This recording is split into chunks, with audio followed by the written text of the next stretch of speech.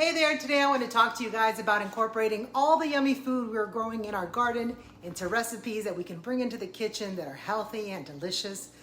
For me, this is very personal because about 8 years ago, I was diagnosed with an autoimmune disorder. After I spent years with this debilitating joint pain, it was fatigue, other very difficult symptoms. I went through the traditional route. I was on immunosuppressors and steroids for about 2 years. But as you guys know, the side effects sometimes are worse than the disease. So I decided to make a change. I changed my lifestyle and my diet. I started eating more unprocessed food and fresh organic produce, but it got kind of pricey, and that's when I decided I wanted to learn how to grow my own food.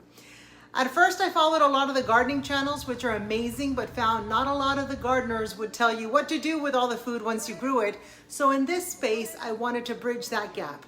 Show you how I find ways to incorporate all the nutritious food we are growing into meals my family will enjoy.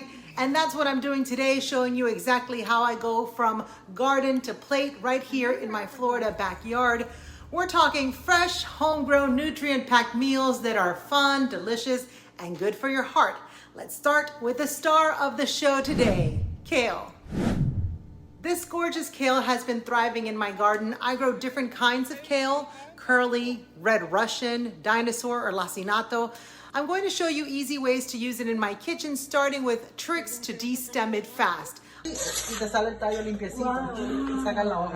I showed this in my recent hands-on workshops about growing and preparing your food, and all the students absolutely loved it. With one hand, you simply grip the bottom of the stem.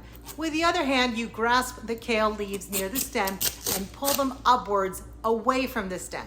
It's that easy. Destemming kale makes it easier to prep, especially when you're using it raw, like in these fresh spring rolls, which is what we're going to make first. The recipe is one of my favorites, spring rolls with rice paper. I use kale, cabbage, and carrots, all from the yard. I first start by shredding the kale, then the carrots, and the cabbage. Then I put all the ingredients in a bowl. I add some peanut sauce and massage it. See, lots of people think kale is tough, they don't like the texture, but the trick is you have to massage it, and that makes it soft. Next, to assemble the wraps, just soak the rice paper in some water. I use some warm water. Layer in your veggies and roll it up. You can serve them with extra peanut sauce or your favorite dipping sauce. You can also add other ingredients in there like rice noodles, tofu, or other protein sources. The result is a delicious wrap that is crunchy, colorful, and loaded with fiber. A health coach once told me to find a way to eat the rainbow because every color adds nutrients to my body, and this definitely counts as a rainbow of goodness.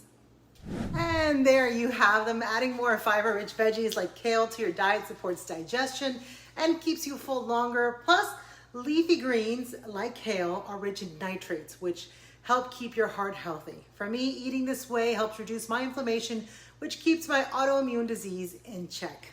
Next up, my go-to lentil soup. It's warm, cozy, and totally customizable depending on what's growing in your yard. Today I'm using Seminole pumpkins that I batch froze after my large harvest, peppers and kale, all fresh from the yard. All I needed to add is onion, garlic, veggie stock, and lentils from the pantry. You can also use spinach or sweet potato leaves, whatever leafy green you've got. If you have sweet potatoes, you can also throw those in. It all works.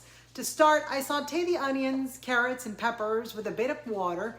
Add salt and pepper. Then I add the pumpkins and potatoes and roast them a few minutes before adding the lentils and veggie stock.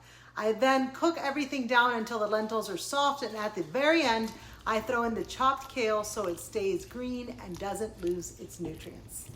This soup is packed with plant protein, fiber, and vitamins, super nourishing and easy to batch cook for the week. You can also freeze it for a quick meal another day. Last but not least, I am going to make some fresh salsa. This one is so simple. I use homegrown tomatoes, peppers, and culantro. I grow culantro instead of cilantro because it does better in our South Florida heat. It's a lot stronger, so you really just need a few leaves. Again, I use store-bought onions because those don't grow well in our climate. I chop everything up and then I season it with some lime juice, olive oil, cumin, adobo seasoning, salt, pepper, whatever you want to throw in there. This is great on tacos, bowls, or just with chips. It's a fresh burst of flavor and another way to get those veggies in. So there you have it. 3 simple, delicious ways to turn your homegrown kale and other garden goodies into meals that fuel your body and make your taste buds happy. I use kale so many ways, including making pesto for my pasta and stir fries. I have more garden to plate recipes on my website, naturerefuge.com. So if you're looking for inspiration, head over there.